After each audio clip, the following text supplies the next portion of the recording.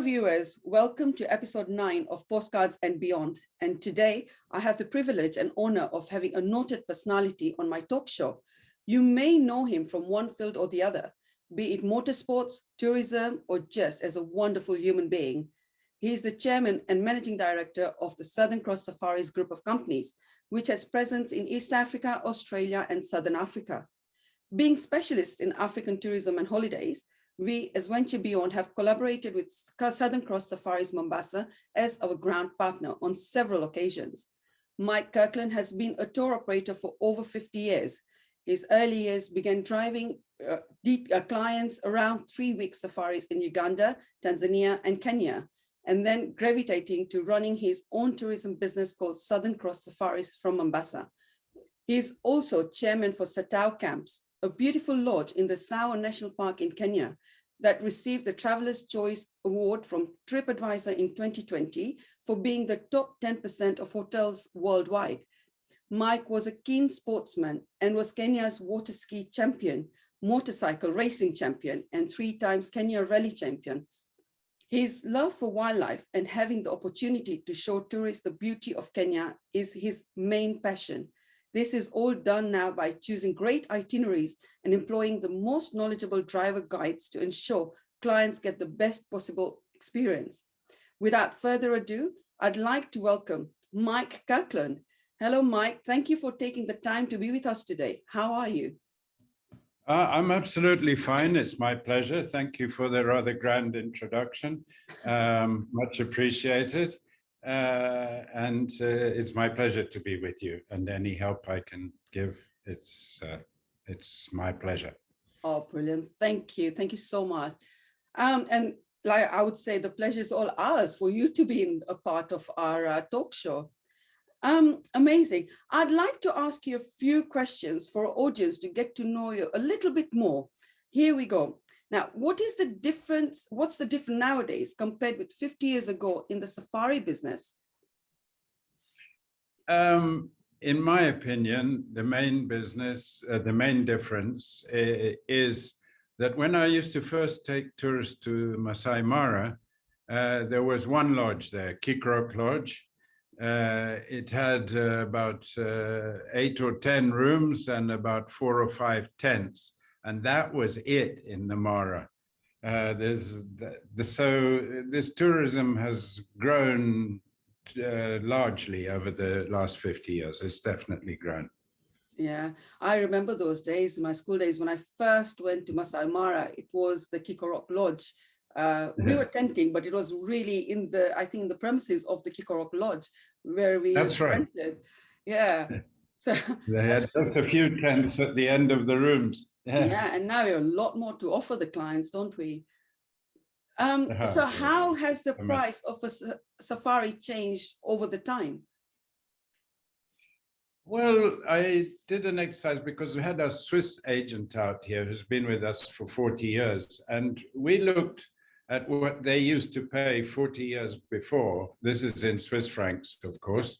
Mm-hmm. And they were lucky to have the currency which doesn't devalue, doesn't lose value. And we looked, and they were paying for a week at the coast and plus 4 days on safari. They were paying exactly the same, which included the airfares, as they were paying 40 years earlier.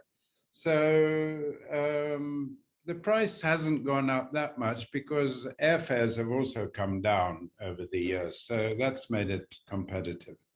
Yeah, that's so true. How have the safari itineraries changed over the years? I think that what has happened is people seem to have shorter holidays. Maybe they take more holidays in a year, but we used to always, nobody would come for less than 3 weeks safari. And nowadays it's not common to find people going on safari for more than 1 week. And then they can go to the coast and stay on the Kenya coast, which is beautiful also. That's what they do for the rest of their holiday usually these days. That's how they've changed. Yeah, I think now the given is usually 2 weeks holiday at the max, isn't it? And then they separate the coast and the safari in between that number of days. Yeah. So yeah, so the top 10 things to do in everyone's usual bucket list is a safari. And we all know that Kenya has the best safari to offer. So from your experience and in your opinion, what part are the 10 things to do on a safari? Well, being on safari is always a very pleasurable experience. I haven't met anybody who didn't enjoy it. But there are things you can do which adds to your safari. I'll try and remember 10. There's balloon safaris in the Masai Mara. It's fantastic, just flying silently over the wildlife there, especially if it's the time of the migration. It's rather special. There are balloons in other parts of the other parks as well, but that's a nice experience. Taking a walking safari is always very, very pleasurable. You look at lots of things that you wouldn't normally see when you're in a car. And so that's really enjoyable. And bush sundowners are another excellent thing to do in the evening. You go out into some really remote place, hopefully with a nice view of some hills that the sun goes down over, and you have wildlife around you. That's a wonderful thing to do. And there's don't forget the bird life in Kenya is absolutely stunning. Nearly every year we win the competition, the worldwide competition for who sees the most variety of birds in 24 hours. And Kenya wins it almost every year, I think. So, and a lot of our birds certainly in the winter time in Europe, they come all the way from Siberia. So we have all sorts of different birds, even like imperial eagles coming from Siberia and birds like that. So don't forget the bird life. Another thing that is wonderful to watch is the interaction between an elephant mother and her kids. This is a really very special bonding there. And if you watch them, they will not pass even 1 minute when they don't touch their kid. It's a really great relationship to watch. Then, of course, they're watching elephants walking across the plains looking for water. The oldest female in the herd is the leader, and she remembers where the water is, and she will lead the herd there. That's also wonderful to watch. Watching cheetahs hunting is very special. Their hunting is all done with speed. Yeah. And they set up which animal they're going to have for supper or for lunch, or depending what time of day it is. And excuse me, I just get rid of that. And watching cheetahs with their speed absolutely outpacing every other animal and getting the result in the end, as opposed to watching lions, which don't have the same speed, but they have stealth. And it's really fascinating to watch them set up their whole sort of attack, planning their how they are going to attract that animal without it knowing towards where the trap is set. So that's also fun to watch. Anytime you're on safari, you always will enjoy your time. And there's so many different things, and so many different animals relate to one another in different ways. If you watch the impala, the male has up to about 50 wives. I should imagine that would be quite a hard life, but he seems to enjoy it. And yeah, he has to fight off all the bachelors. So he's in a constant state, not only of looking after his many wives, but keeping all the bachelors away. And I've actually watched one of the bachelors actually kill the impala who was in charge of the herd to take Oh, wow. over from him. Yeah, so it's all interesting. Yeah, on safari you won't have a boring minute, I assure you. No, after listening to you, like, I think the introduction is so right. There's so much passion here on safari wildlife. I'm from Oh, yeah. Kenya, but I haven't seen half the things which you have described, and it would be such a pleasure. Like, yeah, definitely, safari is one thing. When you experience all that, it'd be lovely.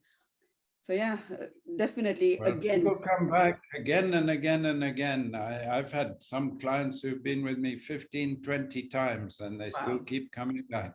Yeah, it's just Yeah. not a destination you just tick off, is it? It's a destination you put on No, repeat. no, people fall in love, and it's with the wildlife. It's that's what they fall in love with, and they come back because they find it the nicest holiday, which is closest to nature. Yeah, definitely, definitely. So as we know, there are a few national parks and conservancies in Kenya. What is your favorite national park or conservancy? Well, there is more than 50 conservancies and parks in Kenya, which I think I've visited almost every one of them. But my great passion is the lovely Savo East. You see, it's such a huge area. It's something like 12,000 hectares. And that is an enormous area with very few people in it. And it's very common to go for a game drive along the Savo Galana River, and you can go all day and you not see even one other car. It's a wonderful feeling of being in the midst of nature and not surrounded by other people and other cars. It's definitely worth doing. Yeah, definitely, because there are so many, It's and I think, also, sorry, I also continue a little bit about Savo, sure, sorry to interrupt, no, but we have also the largest herd of elephants, certainly in Kenya, and that is increasing. There's been, we support an organization which monitors the poaching of elephants, and the numbers are increasing. Poaching is right down. There's not been one elephant that's been poached in the last 3 or 4 or 5 months. So that is also a good thing. And another thing is that we have a genetic thing here that we have the biggest tusked elephants in the world. And we have many of them, and at least half of them, it's 80% of the total big tuskers in the world are in Savo East, wow. and half of them visit our waterhole at our camp on a regular basis. So you can really see lovely big elephants there. There's of course lions and cheetahs and leopards and everything else, but Savo is really famous for its elephants.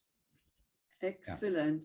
And yes, I have been to Satao camp, and we have seen the watering hole, and it is actually a really good pleasure to see the elephants coming to the watering hole and having water. It's just such a lovely sight. So yeah, no, definitely beautiful.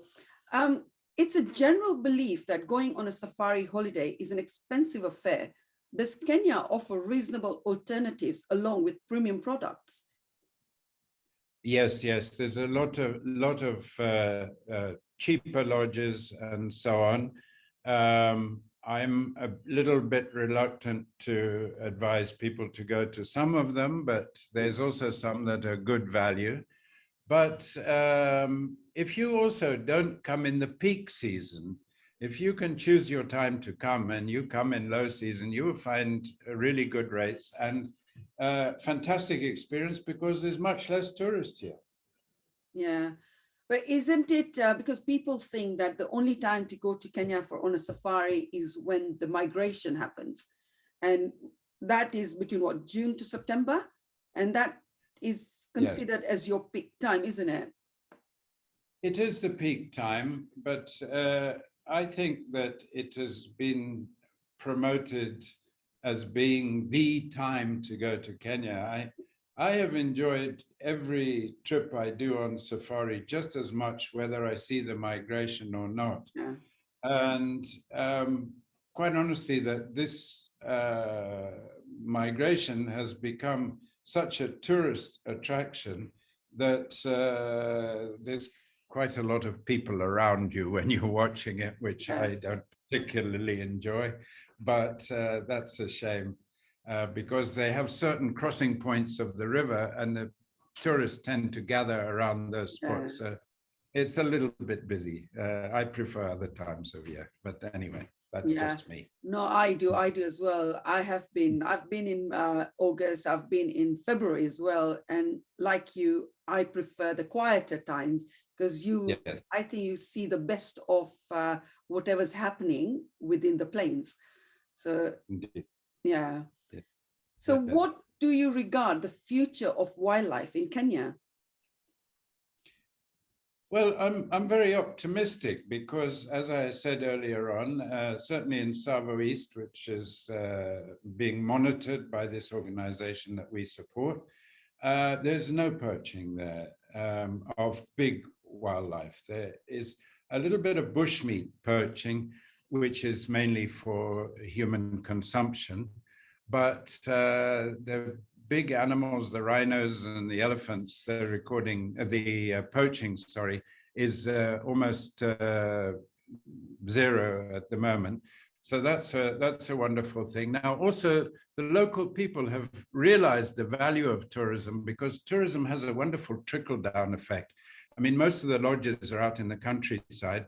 Then they've got to buy all their eggs and chickens and meat and vegetables from somebody. So actually, a lot of people get benefit out of this tourism. And they've seen that this wildlife is a good asset for them. So they want to look after it. They don't want to have the wildlife killed and eaten and whatever, sold and taken away from them. So Exactly. I think that the future is good.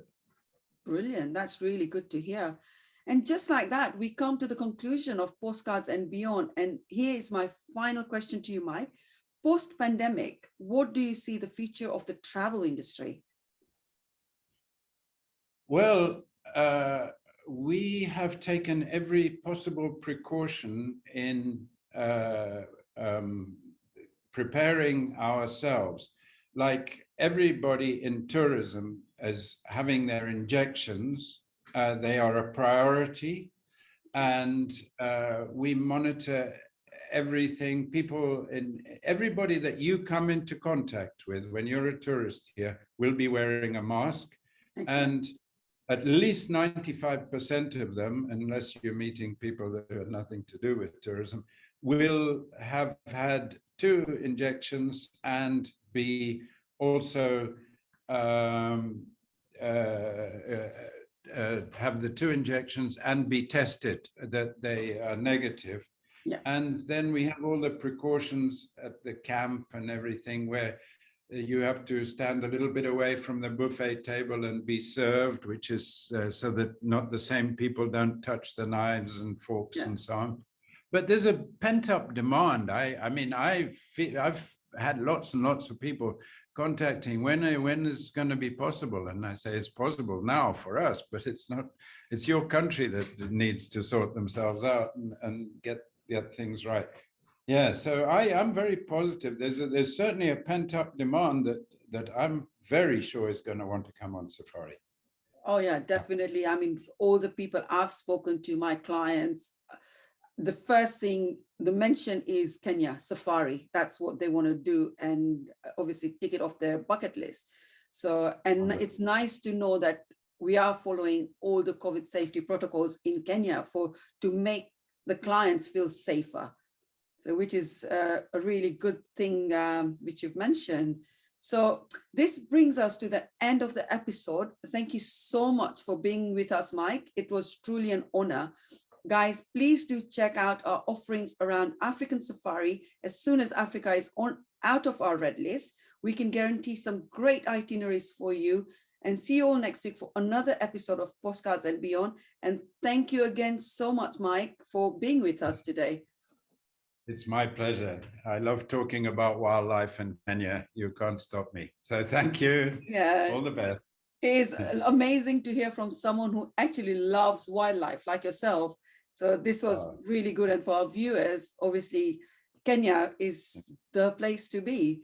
So yeah, definitely Sure. onwards and upwards. And hopefully Kenya is out of the red list very soon. Let's So hope yeah, so. thank you. Thank you.